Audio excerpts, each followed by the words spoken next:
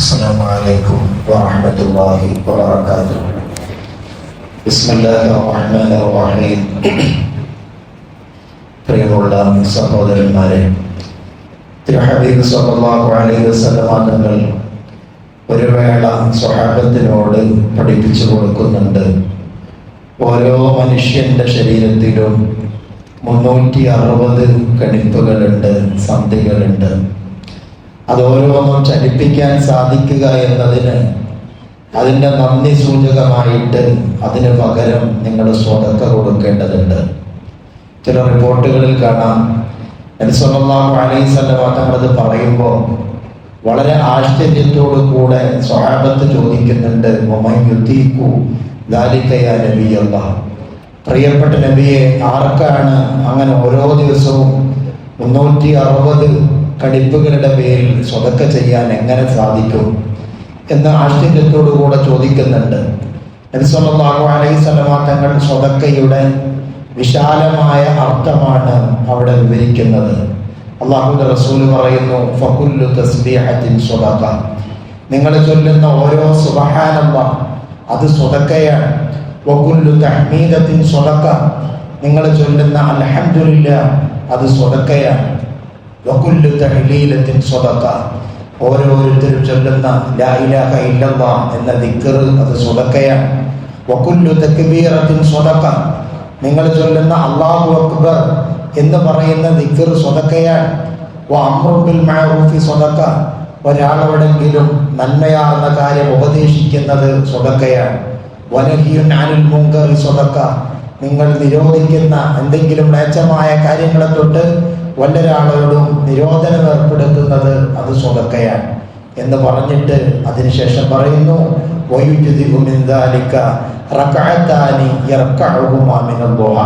ഈ മുകളിൽ പറഞ്ഞ കാര്യങ്ങളൊന്നും എല്ലാ ദിവസവും ചെയ്യാൻ സാധിച്ചില്ലെങ്കിലും അതിനൊക്കെ പകരമായി നിൽക്കുന്നത് ദുഹാ നമസ്കാരത്തിൽ നിന്ന് 2 റക്അത്ത് നിങ്ങൾക്ക് നിർവഹിക്കാൻ കഴിഞ്ഞാൽ നിങ്ങളുടെ 360 കെളിപ്പുകളുടെ ചലനത്തിനോടുള്ള നന്ദി സൂചകമായിട്ട് അത് നിൽക്കുമെന്ന് ഒരു ഹദീസിലൂടെ പഠിപ്പിക്കുന്നുണ്ട്.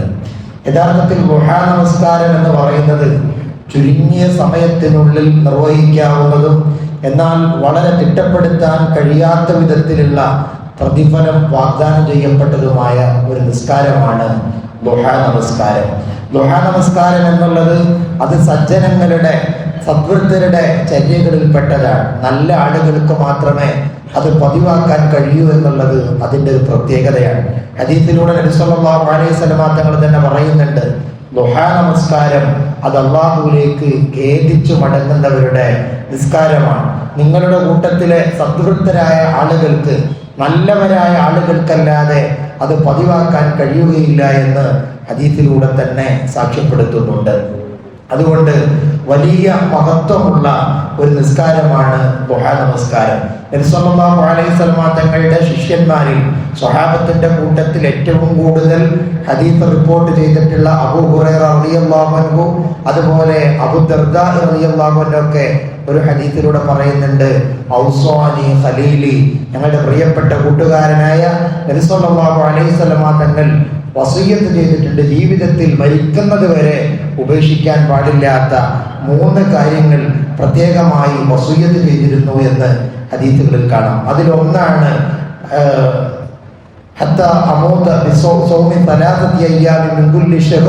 എല്ലാ മാസവും കഴിയുമെങ്കിൽ ഒരു 3 നോമ്പെങ്കിലും അനുഷ്ഠിക്കുക. രണ്ടാമത്തെ ഒന്നാണ് ദുഹാ നമസ്കാരം ഒരിക്കലും ഉപേക്ഷിക്കാതെ നിർവഹിക്കുക. വനൗമിൻ അലാ വിത്ർ, വിത്ർ നമസ്കാരവും തന്നെ മുടങ്ങാതെ നിർവഹിക്കാൻ നബി സല്ലല്ലാഹു അലൈഹി വസല്ലം തങ്ങൾ വസിയ്യത്ത് ചെയ്തിരുന്നു എന്ന് ബഹുമാനപ്പെട്ട അബൂ ഹുറൈറ റളിയല്ലാഹു അൻഹു, അബൂ ദർദാ റളിയല്ലാഹു അൻഹു ഒക്കെ രേഖപ്പെടുത്തുന്നുണ്ട്. അപ്പൊ അവരൊക്കെ പറയുന്നു, മരിക്കുന്നത് വരെ പിന്നെ ഞങ്ങൾ അത് ഉപേക്ഷിച്ചിട്ടില്ല. അല്ലാഹുവിന്റെ റസൂൽ സല്ലല്ലാഹു അലൈഹി വസല്ലം തങ്ങളുടെ വസിയ്യത്തായിരുന്നു നിങ്ങൾ ദുഹാ നമസ്കാരം ഒരിക്കലും ഉപേക്ഷിക്കരുതെന്ന് പഠിപ്പിച്ചിരുന്നു എന്ന് ഹദീസിലൂടെ പറയുന്നുണ്ട്. ദുഹാ നമസ്കാരം ചുരുങ്ങിയത് 2 റക്അത്താണ്. അതേസമയം അധികരിച്ചത് 8 റക്അത്താണ് എന്ന് അഭിപ്രായമുണ്ട്. അതോടൊപ്പം ചില പണ്ഡിതന്മാരൊക്കെ ചില ഹദീസിന്റെ വെളിച്ചത്തിൽ 12 റക്അത്താണെന്നും പറയുന്നുണ്ട്. ഏതായാലും പ്രബലമായത് 8 റക്അത്താണ് എന്നുള്ളതാണ്.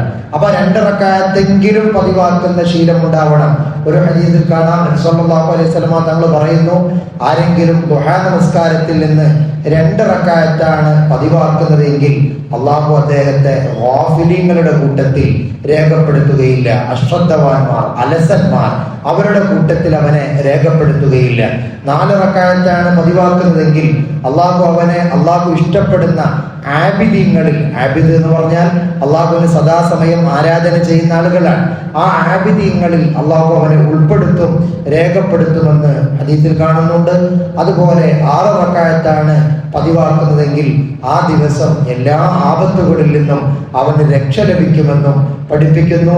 8 റക്അത്താണ് പതിവാക്കുന്നതെങ്കിൽ അള്ളാഹു അവന്റെ വിനീത ദാസ്യന്മാരിൽ അഥവാ അള്ളാഹുവിന്റെ നല്ല മുത്തഖീങ്ങളിൽ, വിനയാന്വിതരായ അടിമകളിൽ അള്ളാഹു അവനെ ഉൾപ്പെടുത്തുമെന്നൊക്കെ ഹദീസിലൂടെ പഠിപ്പിക്കുന്നുണ്ട്. ദുഹാ നമസ്കാരം സാധാരണ നമ്മൾ നിസ്കരിക്കുന്നത് പോലെ തന്നെ വളരെ ലളിതമാണ്. ഈ കൂട്ടത്തിൽ ഒരുപാട് ആളുകൾ അത് നിർവഹിക്കുന്നവരുമാണ്. അതിന്റെ സമയം എന്ന് പറയുന്നത് സൂര്യൻ ഉദിച്ച് ഉയർന്നത് മുതൽ ദുഹർ ബാങ്ക് വിളിക്കുന്നത് വരെ വിശാലമായ സമയമുണ്ട്. ഏറ്റവും അഫ്ളലായ സമയം എന്ന് പറയുന്നത് ആ പകലിന്റെ 4/1 കഴിഞ്ഞു കിടക്കുമ്പോൾ ഏകദേശം ഒരു 9 മണി അതല്ലെങ്കിൽ 9:30, 10 മണിയുടെ ഇടയിലായി നിർവഹിക്കലാണ് ഏറ്റവും അതിന്റെ അഫ്ളലായ സമയമെന്ന് കർമ്മശാസ്ത്രം രേഖപ്പെടുത്തുന്നുണ്ട്. ആ 2 റക്അത്തുകളിലും ഓതേണ്ട സൂറത്തുകളും പരിചയപ്പെടുത്തുന്നുണ്ട്. 1-ാമത്തെ റക്അത്തിൽ കഴിയുമെങ്കിൽ വശംസി വദുഹാഹ എന്ന സൂറത്തും അതുപോലെ ഖുൽ യാ അയ്യുഹൽ കാഫിറൂന സൂറത്തുമാണ് പാരായണം ചെയ്യേണ്ടത്. 2-ാം റക്അത്തിൽ വദ്ദുഹാ സൂറത്തും അതുപോലെ സൂറത്തുൽ ഇഖ്ലാസുമാണ് പാരായണം ചെയ്യേണ്ടത്.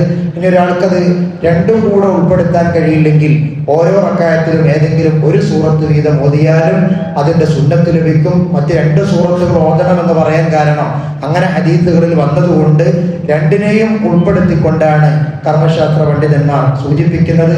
2-നേക്കാൾ കൂടുതൽ റക്അത്തുകൾ നിർവഹിക്കുന്നുവെങ്കിൽ 1-ാം റക്അത്തിൽ ഖുൽ യാ അയ്യുഹൽ കാഫിറൂന സൂറത്തും 2-ാം റക്അത്തിൽ സൂറത്തുൽ ഇഖ്ലാസ് ഓതിക്കൊണ്ടാണ് നിർവഹിക്കേണ്ടത് എന്നും കർമ്മശാസ്ത്രം പഠിപ്പിക്കുന്നുണ്ട്. അതുകൊണ്ട് വളരെ ലളിതമായ ഒരു നമസ്കാരം, നമ്മുടെ ഓരോ ചലനങ്ങൾക്കും നന്ദി സൂചകമായി നിർവഹിക്കാവുന്ന നിസ്കാരം ജീവിതത്തിൽ പ്രാവർത്തികമാക്കാൻ ശ്രമിക്കണം. അത് നിസ്കരിക്കുന്ന ആളുകളും തന്നെ പതിവാക്കാനും ശ്രമിക്കണം. വിശുദ്ധ റമദാനിൽ തുടക്കം കുറിച്ച് ഇനിയെങ്കിലും ജീവിതാവസാനം വരെ നിർവഹിക്കണമെന്ന ദൃഢപ്രതിജ്ഞയോടുകൂടെ അത് നിർവഹിച്ചുകൊണ്ട് തുടങ്ങാൻ ശ്രമിക്കുക. അള്ളാഹു തൗഫീഖ് നൽകി അനുഗ്രഹിക്കുമാറാവട്ടെ. നാം പറയുന്ന വാക്കുകളിൽ, നമ്മുടെ പ്രവർത്തനങ്ങളിൽ, ചിന്തകളിലൊക്കെ വന്നുപോകുന്ന നമ്മുടെ എല്ലാ തെറ്റുകുറ്റങ്ങളും അള്ളാഹു നമുക്ക് പുറത്തു നിന്ന് അനുഗ്രഹിക്കുമാറാവട്ടെ. നമ്മിൽ നിന്ന് ഇവിടെ പറഞ്ഞ് വിവിധ മക്ബറകളിൽ കഴിയുന്നവർ, നമ്മുടെ പള്ളിക്ക് ചുറ്റും വിശ്രമിക്കുന്നവർ എല്ലാവരിലേക്കും അള്ളാഹുവിന്റെ മിസ്ലു സവാബ് എത്തിച്ചു കൊടുത്ത് അനുഗ്രഹിക്കുമാറാവട്ടെ. നമ്മുടെ കച്ചവടങ്ങളിലും ഉപജീവന മാർഗങ്ങളിലും ബിസിനസ്സുകളിലും ഒക്കെ അള്ളാഹു നല്ല അഭിവൃദ്ധിയും ബറക്കത്തും തന്ന് അനുഗ്രഹിക്കുമാറാവട്ടെ. വിശുദ്ധ റമദാൻ അനുകൂലമായി സാക്ഷി നിൽക്കുന്നവരുടെ കൂട്ടത്തിൽ അള്ളാഹു നമ്മയൊക്കെ ഉൾപ്പെടുത്തി അനുഗ്രഹിക്കുമാറാവട്ടെ. അസ്സലാമു അലൈക്കും വറഹ്മത്തുള്ളാഹി വബറകാതുഹു.